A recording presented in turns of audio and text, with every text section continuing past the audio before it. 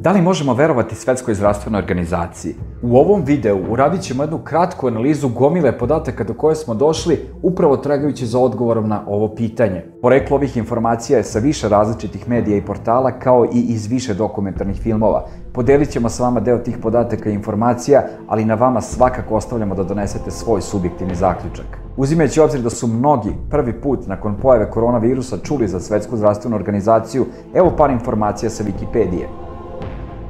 Svetska zdravstvena organizacija je posebna organizacija Ujedinjenih nacija koja deluje kao koordinirajuće telo međunarodnog javnog zdravstva. Osnovana je 1948. godine i zaseda u Ženevi. Ima za cilj da dovede sve narode na najviši mogući nivo fizičkog i mentalnog zdravlja i spokoja, da se bori protiv velikih bolesti i epidemija i da doprinosi razvoju higijene. Dakle, misija Svetske zdravstvene organizacije definitivno ne zvuči kao negativna stvar. Zar ne? Postavimo za početak jedno pitanje sebi. Koliko ste do sada pre pojave virusa korona čuli o Svetskoj zdravstvenoj organizaciji? I da li verujete da bi bez delovanja Svetske zdravstvene organizacije vaše zdravlje bilo ugroženo? It's important that the UN and WHO remain very clear, but when they challenge governments directly, they often get into this issue of sovereignty. And so I think it's really important not to have that as the only response. I think it's really critical to think about soft power influence, which is other influentials who can call up the head of state, or powerful constituencies within those countries. We've seen this in the context of mobilizing religious leaders in the context of polio, or specific business leaders where you can soften perhaps a very hard line from government through more stealth entry points rather than trying to punish them through the international health regulations or something. Skoro pa ignorisana sa strane više razvijenih država i napadnuta sa strane predsjednika SAD-a Donalda Trumpa, toliko da je Trump doneo odluku da obustavi finansiranje ove organizacije, izgleda da se Svetska zdravstvena organizacija suočava sa mnogim problemima, baš u momentu kada je njeno delovanje na osnovu uloge koju ima u svetu najpotrebnije. Da krenemo redom, prva stvar koja je meni zaparala oči je bila informacija vezana za pandemiju koju su proglasili 2009. godine. Epidemija virusa H1N1, poznatija kao epidemija svinjskog gripa. Simptomi H1N1 su bili isti kao kod jače prehlade. Kada je tadašnji generalni sekretar Svetske zdravstvene organizacije dr. Margaret Chan hitno proglasila fazu 6 globalne pandemije, to je bio okidač za nacionalne vanredne zdravstvene programe koji su podrazumevali nabavke vakcina za H1N1 vredne više milijardi dolara. Na kraju sezone 2009. se ispostavilo da je smrtnost od H1N1 neznatna u odnosu na smrtnost od običnog sezonskog gripa. Tada je predsjedavajući Parlamentarne skupštine Saveta Evrope bio dr. Wolfgang Wodarg, specijalista pulmolog. On je 2009. zatražio istragu povodom konflikta interesa vezanih za reakciju Europske unije na pandemiju svinjskog gripa. I mnogi drugi naučni eksperti Svetske zdravstvene organizacije koji su savjetovali dr. Margaret Chan da proglasi pandemiju primali su novac direktno ili indirektno od velikih kompanija proizvođača vakcina, uključujući GlaxoSmithKline, Novartis i druge glavne proizvođače vakcina. Ich möchte was erzählen über die Coronavirus-Epidemie, die wir angeblich haben sollen.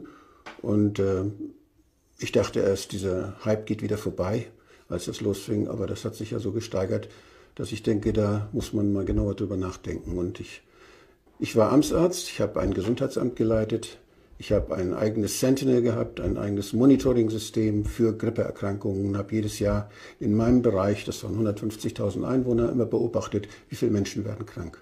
Wir haben jedes Jahr, überall in der Welt, haben wir immer neue Viren, weil die Viren sich verändern müssen. Wenn dieselben Viren nochmal kämen, dann würde sie unser Immunsystem erkennen und wir könnten uns nicht krank machen. Das heißt, die Viren könnten sich nicht vermehren und die wollen sich ja vermehren. Und deshalb müssen sie sich immer ein bisschen ändern. Deshalb haben wir also jedes Jahr neue Varianten dieser Viren. Und da gibt es etwa 100 verschiedene Virustypen und die verändern sich dauernd. Das ist so die Szene. Und wir haben uns bisher kaum darum gekümmert, welche Viren nun diese Grippe oder diese Erkältungskrankheit oder wie man das nennen will, verursachen. Aber es hat Untersuchungen gegeben, sehr schöne Untersuchung über mehrere Jahre in Glasgow. Da hat man mal versucht, mit den Tests, die es gab, Das heißt, man hat nicht alle 100 untersucht, sondern man hat nur die untersucht, für die es Tests gab. Und da hat man ein ganzes 10 verschiedene oder 8 verschiedene Viren dann beobachtet. Und da waren immer Coronaviren dabei. Das hier sind jetzt die Zahlen aus Glasgow. Da hat man von 2005 bis 2013 hat man geguckt, welche Erreger kommen davor bei akuten Atemwegserkrankungen. Und da sieht man diese bunten Säulen, das sind jeweils die Erreger. Und das Grüne, im grünen Bereich dort sind immer die Coronaviren dabei gewesen, in jedem Jahr. Und die haben immer so einen Prozentsatz von 7 bis 15%, 5 bis 14%, so schwankt so ein bisschen. Es ist also normal, dass da immer ein großer Anteil auch Coronaviren dabei sind. Was jetzt passiert ist in China, in Wuhan, ist das größte Sicherheitslabor für Viren in ganz China. Das heißt, da gibt es sehr viele Spezialisten, da gibt es Leute, die kümmern sich den ganzen Tag nur um diese Dinge. Und die haben da offenbar, da gibt es ja auch, das sind 11 Millionen Einwohner, große Stadt, große Krankenhäuser, große Intensivabteilungen. Das sind immer Leute, die beatmet werden, immer Leute, die Lungenentzündung haben, Hunderte wahrscheinlich. Und die haben bei ein wenigen Patienten, das waren unter 50 Patienten, die haben diese Viren untersucht und haben dann im Labor nachgeguckt, wie ist die RNA, und haben eine neue Sorte gefunden. Denen ist das aufgefallen. Und wenn ein Virologe sowas findet, dann tut er das in eine große Datenbank. Und diese Datenbank, die ist dann zugänglich, auch in Berlin zum Beispiel. Die können wir überall die können die Wissenschaftler sich angucken.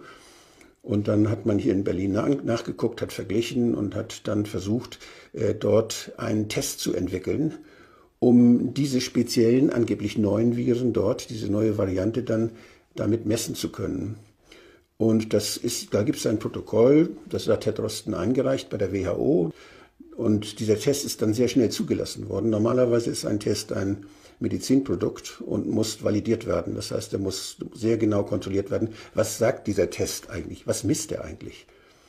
Und dieses ist ein Inhouse-Test, der dort in der Charité entwickelt wurde. Aber weil es keinen validierten Test gab und die große Panik entstand, hat man gesagt, gut, dann benutzen wir den überall. Und dann hat Herr Drosten den zur Verfügung gestellt. Und der Virologe kann natürlich nicht sagen, ist das Ding nur gefährlich oder nicht. Der kann nur sagen, der ist anders, der ist so, da haben wir einen Test, da haben wir keinen. Der sagt, ist das was Gefährliches, Herr Drosten? Ist das was Gefährliches? Woran will er das erkennen? Das kann er nur erkennen an weiteren epidemiologischen Daten. Das heißt, wenn man beobachtet, wie krank sind die Leute, wie schnell werden sie wieder gesund, sterben mehr als früher. Das heißt, hier ist es ganz wichtig, um das zu beurteilen, dass man die Daten aus den Vorjahren heranzieht, dass man vergleicht, dass man die Mortalitätsdaten sich anguckt. Wie viele Leute sind an Viruserkrankungen gestorben? Jetzt, wenn ich nachgucken will, wenn ich einen bestimmten Erreger suche, wenn ich also zum Beispiel nach Coronaviren suche, dann kann ich untersuchen in der Gesamtbevölkerung. Und da werde ich wahrscheinlich so um die 10% in der Grippewelle, werden so jetzt im Moment gerade etwa 8 bis 10% der Bevölkerung, da wird irgendein Virus zu finden sein, da wird irgendwas sein, was sie gerade so ein bisschen krank oder ein bisschen mehr krank macht. Wenn ich allerdings in die Arztpraxen gehe und da jetzt gucke, wie viele Leute haben das, findet man natürlich viel mehr positive Fälle. Und wenn man dann ins Krankenhaus geht und bei denen jetzt eine Probe nimmt auf Coronaviren, den Test macht, dann wird man bei noch mehr Menschen eine Corona-Infektion finden. Das heißt, je nachdem, welche Anteile der Bevölkerung ich untersuche, die Normalbevölkerung, die Leute im Wartezimmer von Ärzten, die Leute in der Klinik, oder wenn ich das untersuche bei Menschen, die sterben, die sehr, sehr krank sind auf der Intensivstation, dann werde ich immer, das ist zu erwarten, immer diese 7 bis 15% dabei auch Coronaviren finden. Ob sie daran sterben oder ob sie an anderen Erregern sterben und Coronavirus nur dabei ist, kann ich damit noch nicht sagen. Das heißt, wenn ich jetzt in Italien gucke, oh, die sterben alle, dann möchte ich wissen, wo sind die Tests genommen worden? Wie hat man die wenigen Tests, die zur Verfügung stehen, wo hat man sie benutzt? Wenn man sie im Krankenhaus benutzt hat, bei Schwerkranken, bei Sterbenskranken, dann steigt natürlich die Todesrate an Corona, weil das so aussieht einfach nur, weil man da hingeguckt hat. Pandemija proglašena od Svetske zdravstvene organizacije je bila lažna.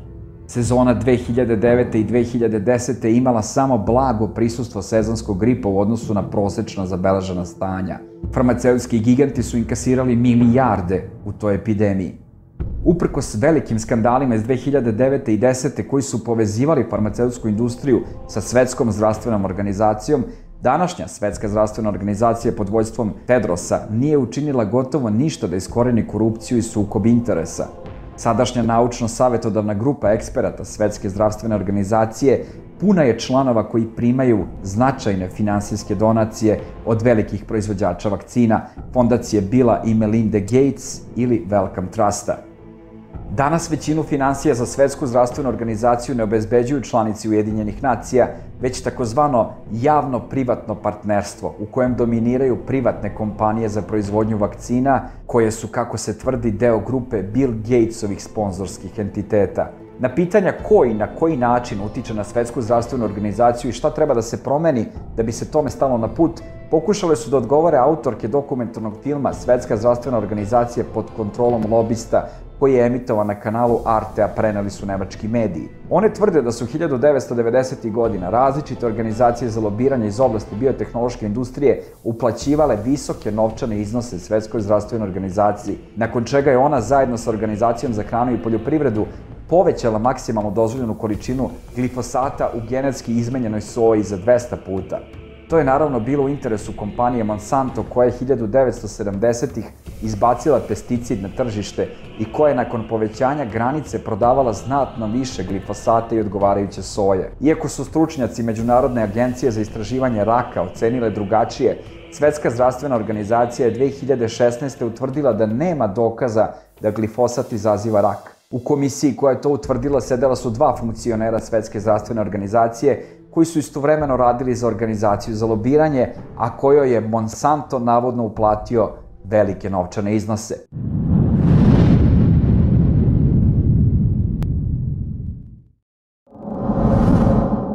David McCoy, jedan od vodećih stručnjaka u oblasti globalnog zdravlja, u filmu govori o tome da privatni donatori sve više utiču na program Svetske zdravstvene organizacije, pre svega Bill Gates. Kada bi fondacija Bill i Melinda Gates prestala da šalje u Ženevu milione dolara svake godine, Svetska zdravstvena organizacija bi verovatno propala. U skladu sa tim, milijarderima ogroman uticaj na program. Film otkriva da u Svetskoj zdravstvenoj organizaciji i Gatesovoj fondaciji radi dosta istih ljudi, te da se Svetska zdravstvena organizacija koncentriše na prioritete Bill Gatesa, na primer vakcinaciju. Bill Gates, thank you very much for joining us on BBC Breakfast. I just wonder if I could first ask you, how important is it now to have a global response? Well, I'd say it's critical because the tools that are going to reduce deaths, the drugs, that's a global thing to get those out.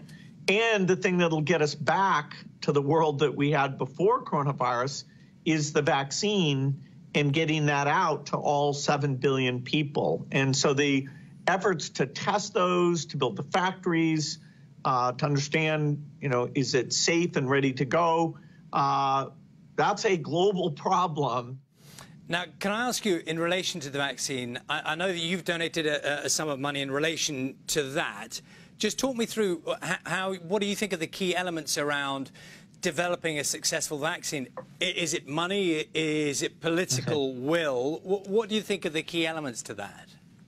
Well, we definitely need to fund the research and the manufacturing and the distribution.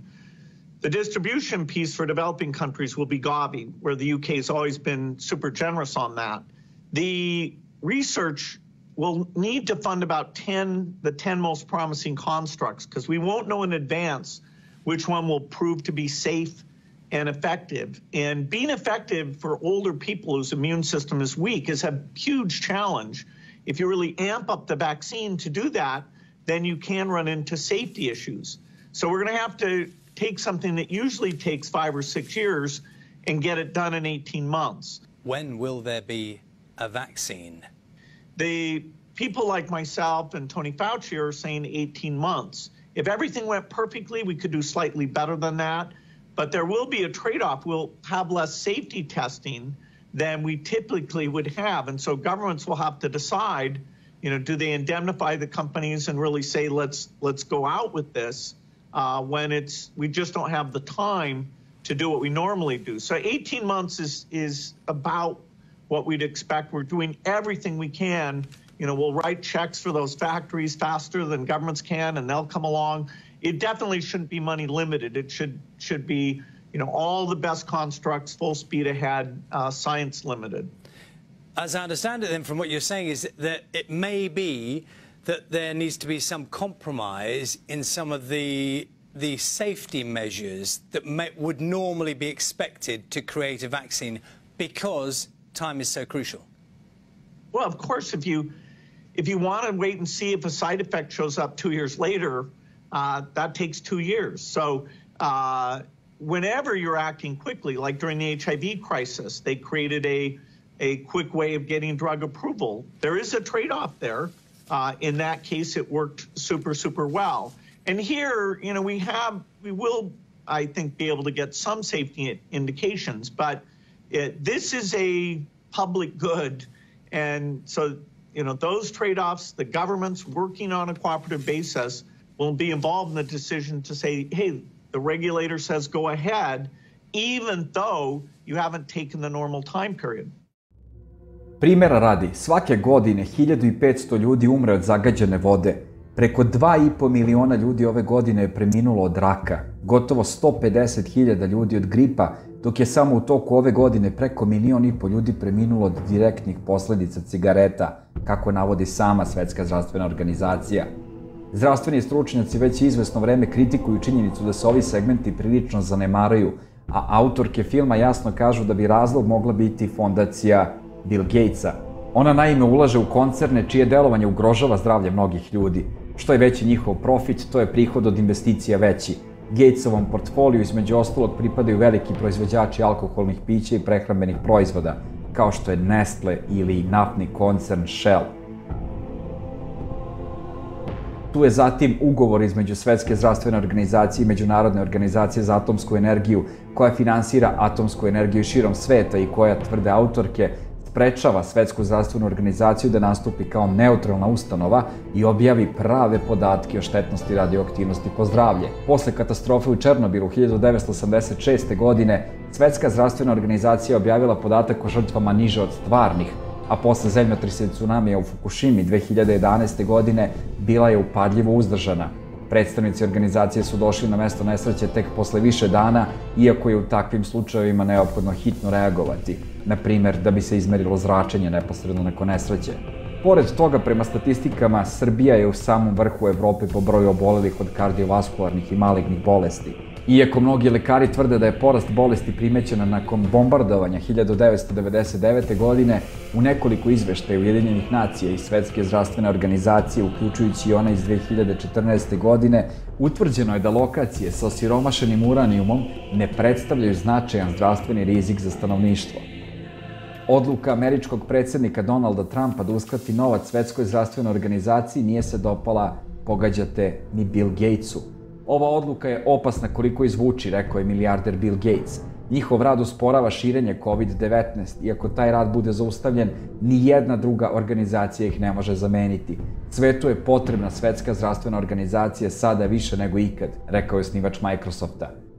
Well, sadly, I would say that the economic damage is much greater. I put $3 trillion for a respiratory virus spreading around the globe, and clearly we're going to go well beyond that. The vaccine is critical because until you have that, things aren't really going to be normal. They can open up to some degree, but the risk of a rebound will be there until we have very broad vaccination. How do you think you've been affected by this? Well, I'm deeply shaken. Every day I'm like, are we really in this situation? Wow. Verujem da danas čim neko izgovori ime Bill Gates pomislite na dve stvari, Microsoft i vakcine. Da, činjenica je da jedno nema apsolutno nikakve veze sa drugim, ali je isto tako činjenica da se vlasnik Microsofta, koji, podsjećam, nema nikakve veze sa medicinom, izuzetno zalaže za prisilnu vakcinaciju. Toliko da je spreman da uloži $100 miliona u razvoj i sprovođenje ovog projekta. Da li su vakcine štetne i opasne? Dok Svetska zdravstvena organizacija uz podršku država tvrdi da nisu, sve veći broj eksperata, lekara i naučnika se pridružuje tvrdnji da vakcine nisu baš tako bezbedne kako nam je rečeno da jesu. Vakcinacija u Srbiji obavezna je po zakonu. Ipak, sve je više roditelja koji odbijaju da vakcinišu decu ili bar vakcinaciju odlažu koliko je to moguće. To posebno važi za MMR vakcinu koja štiti od malih boginja, rubeole i zaušaka. Prema podacima Američkog ministarstva zdravlja, od 1989. do danas Sjedinjene Američke Države isplatile su više od 3 milijarde dolara odštete porodicama čiji su članovi zbog vakcinacije umrli, oboleli od autizma, epilepsije, encefalitisa, cerebralne paralize ili doživjeli drastični pad imuniteta. Prema zvaničnim podacima, odšteta je isplaćena u 4481 slučaju. Ja sam Ljiljana Kostić i moja novorođena beba je nakon primjene vakcine završila na intenzivnoj nezi i umrla. Samo u prva 2 meseca 2016. godine dokazano je 209 slučajeva zbog kojih su Sjedinjene Države već isplatile 81 milion dolara odštete unesrećenim porodicama. Tokom 2015. u 509 slučajeva isplaćeno je više od 204 miliona dolara. U Srbiji ni jedna porodica nije dobila ni dinar na ime odštete. Od moje rođene sestre dete, sin, je nakon primljene vakcine 2006. protiv hepatitisa B i još dalje u 10. mesecu rođenja je primio još 2 vakcine. Pojavio se dijagnosticiran je autizam. Drugi slučaj je moj bratanac, nakon primljenih vakcina hepatitisa B i diteper, dijagnosticiran je dečja paraliza. U izveštaju Svetske zdravstvene organizacije iz 2003. navedeno je da se autizam kao nuspojava MMR vakcine javlja kod dece u rasponu od 0,7 do 21,1 na 10.000 vakcinisanih, odnosno 5,2 na 10.000 vakcinisane dece. Za Svetsku zdravstvenu organizaciju statistički prihvatljiv broj, za roditelje svakako ne. Ja sam Sara Popčetović, imam 36 godina i majka sam sina koji je bolao od autizma posle MMR vakcine. Zanimljivu situaciju po pitanju sukoba stručnjaka na temu vakcina imali smo i u Srbiji 2017. godine. Profesor Branimir Nestorović, pulmolog i alergolog u Univerzitetskoj dečjoj klinici, zastupa stav da MMR vakcina ima neželjena dejstva. Sa druge strane, Predrag Kon, epidemiolog Zavoda za javno zdravlje Nestorovića, poziva na odgovornost jer su posledice njegovih izjava, kako kaže, potpuni gubitak poverenja u imunizaciju protiv gripa i naknadni gubitak poverenja i u MMR. It's a vaccine that many parents are beginning to question. A lot of parents stopped doing this vaccine when they heard that there was the potential that autism could be caused by the MMR vaccine. Unfortunately, the researcher who proposed this was giving false data. Pediatric infectious disease doctor Michelle Hoffman says when it comes to the MMR vaccine, there's only one answer. This is a particularly concerning vaccine to not give your child because of the risk of getting measles and because of the risk of permanent damage to their bodies or death. If a child is diagnosed with the measles, the symptoms can be severe, including pneumonia, hearing loss, brain damage, even death. The MMR vaccine is a live virus that helps to prevent measles, mumps, and rubella. The fact that you can prevent this from happening by giving the vaccine and by the community all giving the vaccine so that we all are protected. The MMR vaccine came out in 1971. In 2000, the United States was declared to be measles-free. Unfortunately now, with these large outbreaks due to unvaccinated populations, it is looking like we can consider ourselves perhaps not measles-free anymore. Children typically get the vaccine around their first birthday and then a booster vaccine around 4 or 5 years old, a potentially life-saving vaccine that can protect children and the community from measles, mumps, and rubella. For Lee Health, I'm Lindsay Morton. Vratimo se na Svetsku zdravstvenu organizaciju, odnosno na prvog čoveka iste. Teodros je prvi direktor Svetske zdravstvene organizacije koji nije doktor medicine, uprkos njegovom insistiranju na korišćenju doktorske titule. Njegov doktorat iz oblasti filozofije zdravlja zajednice tiče se istraživanja o uticaju brana na prenošenje malarije u regionu Tigraj u Etiopiji. Teodros, koji je do 2016. godine bio etiopski ministar spoljnih poslova, upoznao je Bill Gatesa kada je bio ministar zdravlja Etiopije i kada je postao predsjednik upravnog odbora Globalnog fonda za borbu protiv AIDS-a, tuberkuloze i malarije, opet povezanog sa Bill Gatesom. Pod Teodrosovim rukovodstvom zloglasna korupcija i konflikti interesa u Svetskoj zdravstvenoj organizaciji su nažalost nastavljeni. Prema nedavnom izveštaju Australijskog informacionog javnog servisa u 2018. i 2019. godini, pod Teodrosovim rukovodstvom program za zdravstvena vanredna stanja Svetske zdravstvene organizacije biva označen kao visoko rizičan, uz konstataciju da neuspeh u adekvatnom finansiranju programa i operacije u vanrednim okolnostima rizikuje da rezultati na nacionalnom nivou budu neadekvatni. Izveštaj Australijskog javnog servisa takođe navodi da je primetno povećanje optužbi za unutrašnju korupciju u celoj organizaciji, pri čemu je otkriveno više šema za pronevere velikih suma novca od ovog međunarodnog organa. Početkom marta Univerzitet Oxford prestao je da koristi podatke o COVID-19 dobijene od Svetske zdravstvene organizacije zbog ponovljenih grešaka i nepouzdanosti koje je Svetska zdravstvena organizacija odbila da ispravi. Protokoli Svetske zdravstvene organizacije za testiranje na COVID-19 su od strane različitih zemalja, uključujući Finsku, navedeni kao primer nepouzdanja zbog lažno pozitivnih testova i drugih defekata. Would the WHO consider Taiwan's membership?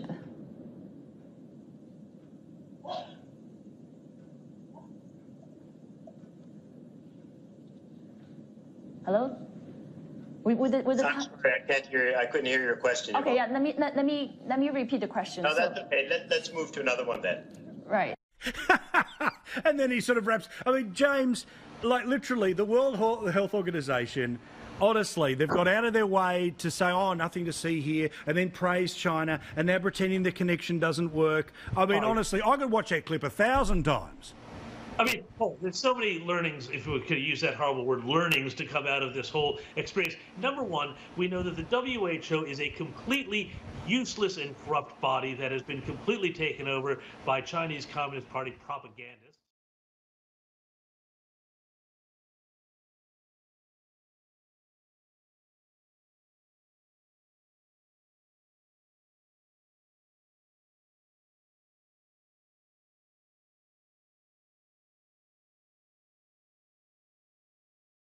Da li biste u ruke ovog čoveka poverili zdravlje vaših najmilijih? Saopštenje Svetske zdravstvene organizacije, koje je inače objavljeno na sajtu ove organizacije, na razne adrese putem maila prosledio je danas epidemiolog iz Srbije Zoran Radovanović, koji navodi da su ga kolege iz SZO-a zamolile da na što više adresa pošalje reakciju te organizacije na emisiju Insider. U mailu se navodi da je dokument, odnosno saopštenje, rezultat jučerašnje intenzivne razmene poruka na liniji Ženeva-Kopenhagen-Beograd i da je usledilo nakon emisije Insider. Svetska zdravstvena organizacija se u saopštenju ponovo poziva na zaključke Komiteta za reviziju postupaka te organizacije tokom svinjskog gripa, u kojem je navedeno da nisu pronađeni dokazi da je farmaceutska industrija uticala na SZO da proglasi pandemiju svinjskog gripa 2009. godine. Podsjetimo, Insider je u prvoj epizodi serijala objavio i taj izveštaj, ali i izveštaj Saveta Evrope, koji je sproveo istragu i koji je zaključio da praktično pandemije nije ni bilo i da postoji sumnja da su pojedini stručnjaci koji su radili za SZO bili u sukobu interesa, jer su radili i za farmaceutsku industriju. Osim toga, Svetska zdravstvena organizacija u svom saopštenju navodi da je vakcina protiv svinjskog gripa bezbedna, ali i dalje iz ove institucije nema odgovora na pitanje kako su predstavnici SZO-a mogli da savetuju trudnicama da prime vakcinu ako su znali da vakcina nije bila uopšte ispitana na trudnicama. Predstavnik Svetske zdravstvene organizacije Gregory Hartl je, da podsjetimo, za Insider rekao: Many experts say that it wasn't tested all the way. Okay, it was tested. You claim it was tested in regular procedure? I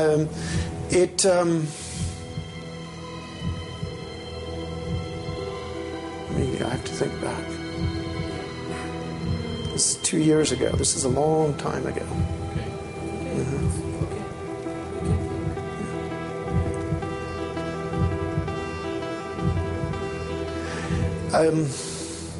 Proper procedures were followed. How could WHO advise vaccine to pregnant women if it wasn't tested on pregnant women? I really don't have the answer to that at the moment off the top of my head. It's 2 years ago. I can't answer. But did you know it wasn't tested on pregnant women? I really am not going to answer at this point. U prvoj epizodi kupoprodaja zdravlja Insider se bavio isključivo vakcinom protiv svinjskog gripa, a ne i vakcinom protiv sezonskog gripa, tako da nije jasno zbog čega je Svetska zdravstvena organizacija u svom saopštenju poručila građanima da je vakcina protiv sezonskog gripa bezbedna. U emisiji Insider nije ni rečeno da nije bezbedna vakcina protiv sezonskog gripa, već da nije do kraja ispitana vakcina protiv svinjskog gripa. Nova epizoda Insidera na programu je u ponedeljak u 21 sat. $10 billion over the next 10 years to make it the year of the vaccines. What does that mean exactly? Well, over this decade, we believe unbelievable progress can be made, both inventing new vaccines and making sure they get out to all the children who need them. We could cut the number of children who die every year from about 9 million to half of that if we have success on it. And the benefits there in terms of reducing sickness, reducing the population growth.